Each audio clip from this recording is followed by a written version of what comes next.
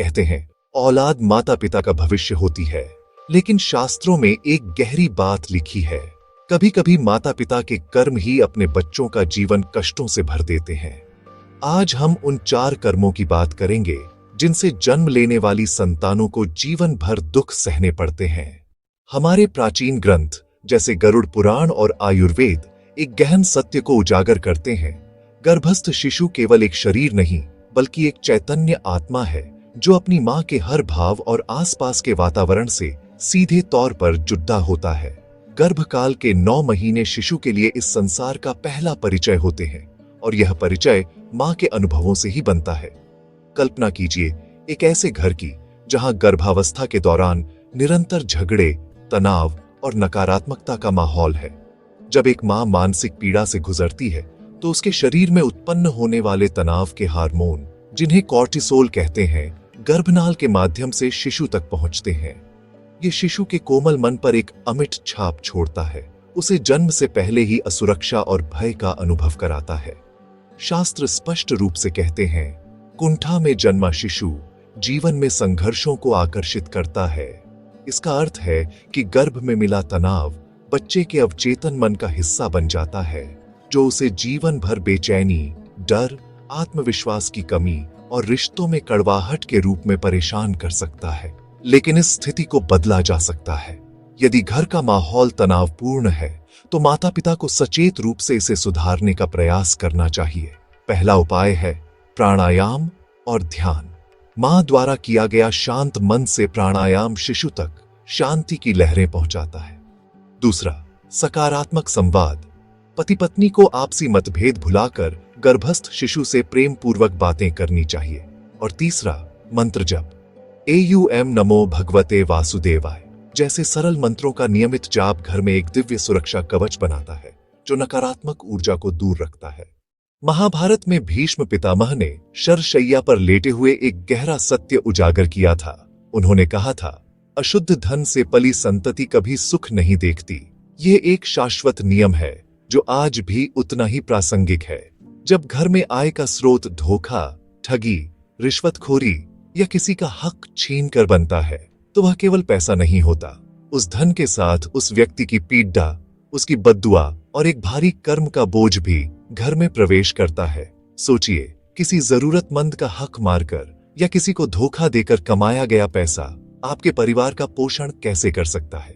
जब बच्चे उसी पाप के धन से खरीदे गए अन्न को खाते हैं, उन्हीं कपड़िडीढों को पहनते हैं और उसी पैसे से दी गई शिक्षा प्राप्त करते हैं, तो वह नकारात्मक ऊर्जा उनकी चेतना का हिस्सा बन जाती है। यह बोझ उनके जीवन में अकारण बाधाएं और कष्ट बनकर प्रकट होता है। परिणाम स्वरूप आप देखेंगे कि ऐसे बच्चों के जीवन में अक्सर ये समस्याएं आती हैं। रिश्तों में लगातार असफलता, कमाया हुआ धन कभी टिकता नहीं, जीवन में अकारण दुख और अशांति, गहरा मानसिक तनाव और दिशाहीनता। यह धन परिवार को बाहर से भले ही समृद्ध दिखाए, पर वह इसे अंदर से खोखला और कमजोर कर देता है। यदि यह भूल हो चुकी है तो इसका प्रायश्चित संभव है। अपनी कमाई का एक हिस्सा नियमित रूप से सत्कर्मों और दान में लगाएं। पूरी ईमानदारी से मेहनत करने और केवल शुद्ध आय घर लाने की प्रतिज्ञा करें। यह संकल्प उस नकारात्मक ऊर्जा को शुद्ध करेगा और आपकी संतति को एक उज्जवल और नैतिक भविष्य देगा। शास्त्रों में कहा गया है कि संसार में माता पिता का पहला और सबसे बड़ा धर्म संतान को जन्म देना नहीं, बल्कि उसे श्रेष्ठ संस्कार देना है। जन्म देना तो केवल एक जैविक क्रिया है, पर संस्कार देना एक तपस्या है, एक साधना है। यह वो नींव है जिस पर बच्चे के पूरे जीवन का महल खड़ा होता है। लेकिन आज की भागदौड़ में कई माता पिता इस सबसे महत्वपूर्ण कर्तव्य से चूक जाते हैं। वे बच्चों को महंगे खिलौने और गैजेट्स तो दे देते हैं, पर अपना समय नहीं दे पाते। वे उन्हें अकेला छोड़ देते हैं, अपने स्वार्थ और काम में व्यस्त रहते हैं और चरित्र, मर्यादा तथा धर्म का ज्ञान नहीं सिखाते।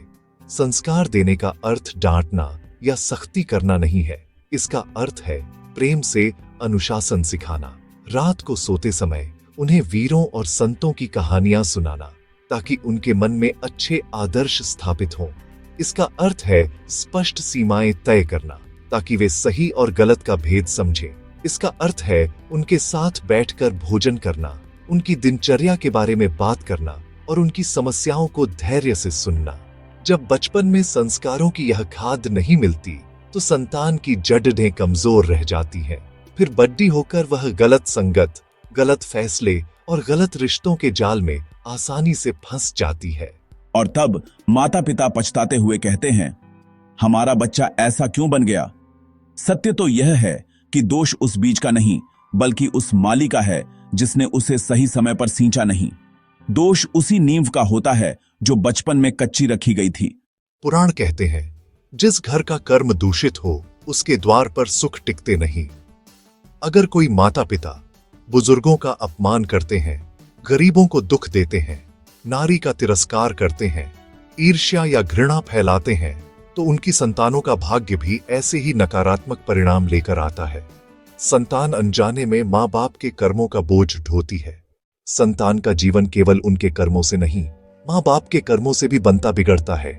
इसलिए शास्त्रों में कहा गया है, संतान पर वरदान भी, माँ बाप का और श्राप भी। यदि माता पिता अपने कर्म सुधार लें तो औलाद का पूरा जीवन बदल सकता है। याद रखें, अच्छे कर्मों का फल पीढ़ियां खाती है और बुरे कर्मों का दुख भी पीढ़ियां सहती है।